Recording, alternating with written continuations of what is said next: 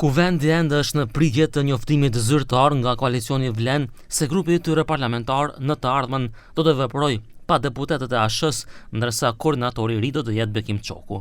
Grupi parlamentar tani numëron 9 deputet, deklaroi për Televizionin 21 Bekim Çoku, por ai theksoi se pret që bashkëpunimi i mirë të vazhdojë edhe pas ndarjes. Dhe ky subjekt politik aktualisht tani i ka 9 deputet, por natyrisht që mendohet që mund vinë edhe deputet tjerë. Ne vazhdojmë të kemi raporte shumë mira të themi kështu, me deputetët e ASH-s, sepse kemi qenë brenda një grupi, kemi bërë betejën bashkë me ata deputet, deri tani në parlament, po edhe përpara.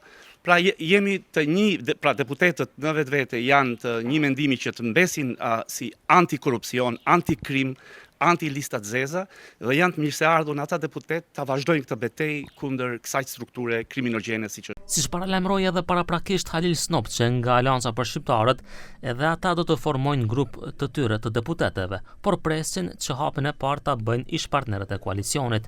U munduam që të kontaktoj me Snopçen për të na u përgjigjur pyetjeve rreth grupit të tyre të deputetëve dhe nëse ata janë kompakt duke pasur parasysh deklaratën e Çokut, ai nuk na u përgjigj.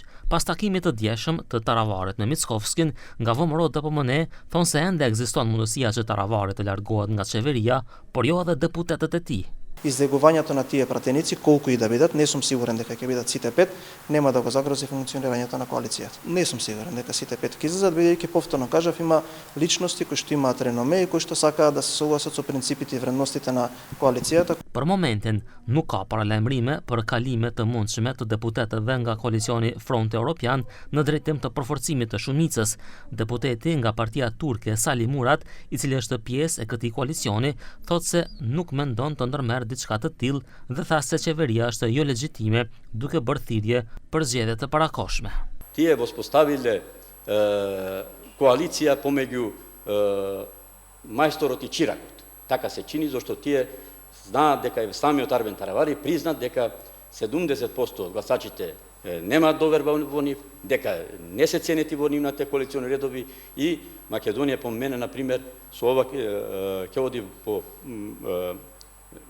повеќе политичка криза ќе влезе и ние повикуваме еве доколку се вака на предвремени избори. Rigrupimet në kuvend nisën me mosmarrveshje dhe më pas edhe me ndarjen e Vlenit me Aleancën për Shqiptarët të Arben Taravarit, me çrast të dy palët paralajmëruan formimin e grupeve të tyre parlamentare.